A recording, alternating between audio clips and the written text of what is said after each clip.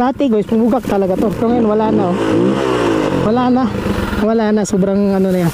Kasi guys, tips ko po sa inyo, no.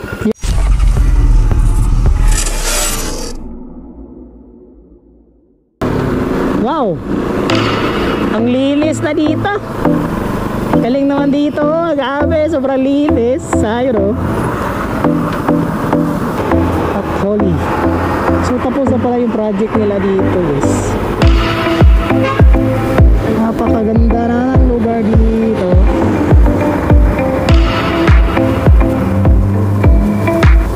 Dito muna tayo, guys. Ayan, oh. Panibagong araw, panibagong video na naman ang gagawin natin ngayon, guys. So paka natin ngayon, guys, punta tayo doon sa may Rosie, kasi tingnan natin yung plate number natin doon kung ando na ba, kasi itong months na itong motor natin. So ayan, guys, no, konting trivia lang pala dito sa motor natin, guys. Kaya no, si Rosie Plus 150 car. So medyo na test drive na talaga natin ito, guys, no, kasi nag 1057 na yung odometer nya. Tsaka ayan, guys, so mga nagtanong hindi ba daw pumubugak itong motor natin. Dati, guys, pumubugak talaga to. Pero ngayon wala na, oh. Wala na, sobrang ano na yan. Kasi guys, tips ko po sa inyo, no, yung screener nya dito sa loob, tanggalin nyo po, guys, tanggalin nyo yung screener dito sa loob para malakas siya humigop ng hangin. Saka sa mga nagtatanong hindi ba daw mainit yung engine natin, so ayan, guys, no, trivia po. So yung engine natin, guys, nilagyan ko po siya ng air breather galing dito. Ayun, oh. Kaya hindi siya talaga mainit. Hindi siya mainit, oo. Tingnan nyo man. Oh, kanina pa nagbiyahe.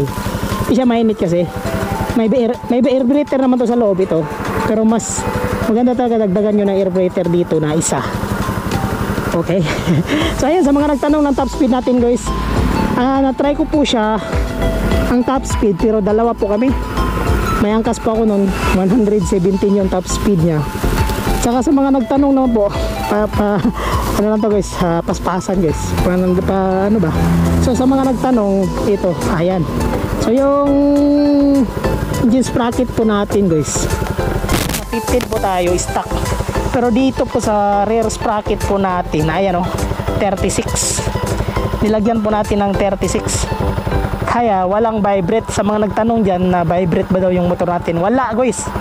Tingnan nyo, may vibrate ba? Wala, di ba? Oh, wala. Oh, hindi yan gumalaw, oh. Walang gumagalaw dyan. Tsaka walang pugak dyan, oh. Walang pugak. Ayun, oh. So ayan, ito pong nilagay natin na air breather. Ayan. So may dinagdag po tayo dito sa motor natin, guys. Ito, napaka cute nya, galing China. Parang spoiler. Kaya yung likod nya napaka-astig tingnan. Napaka-astig tingnan nya. Kasi ito yung nadagdag natin. Ano po, 180 po yung bili ko dito. Galing China. Tsaka may dinagdag na din tayo ditong mini driving lights sa ilalim. Tsaka may ano, guys, nilagyan natin ng ito, parang mata ng buhaya. So ayan, oh. So ito po yung alaga natin ngayon, guys, na ikatatlong alaga po natin. Alright. So maraming salamat po, guys, sa update natin ngayon dito sa motor natin. Let's go. So punta na tayo doon sa may opisina ng Rose.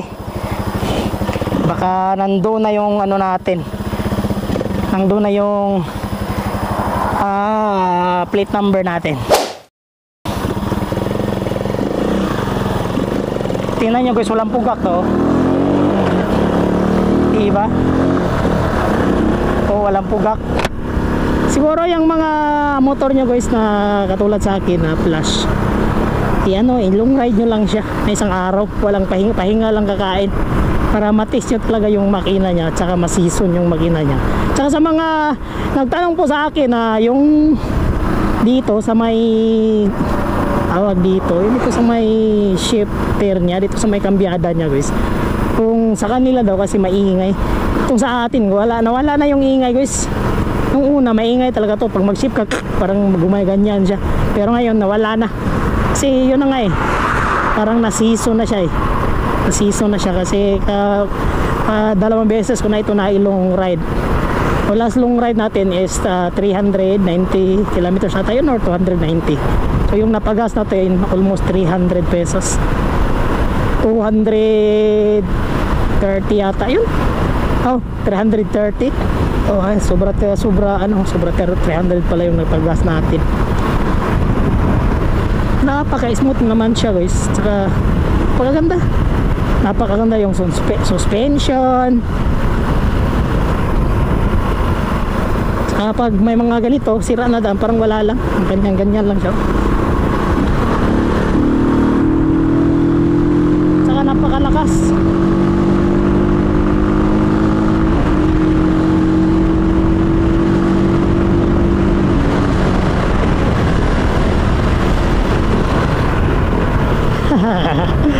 Right.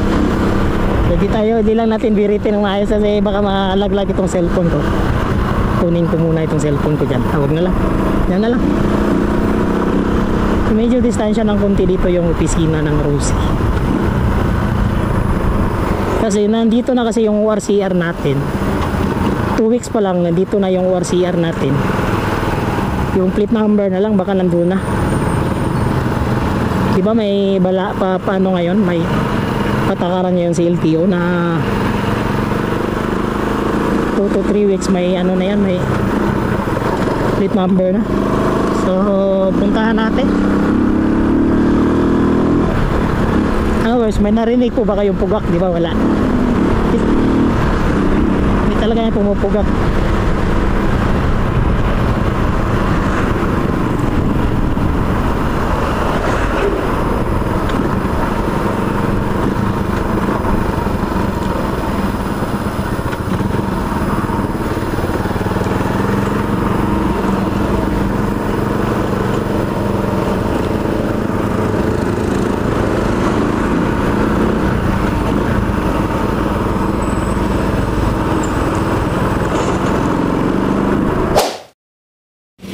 Bigyan ako ng kanaro.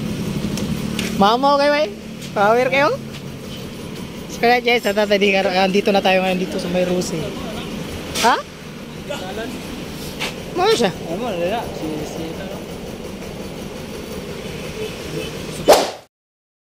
So right guys, ayan o. So tapos na tayo doon nag-inquire guys. Wala pa pala yung plate number natin. Kaya balikan na lang natin next month. Mga September siguro. Na makarating na yan o.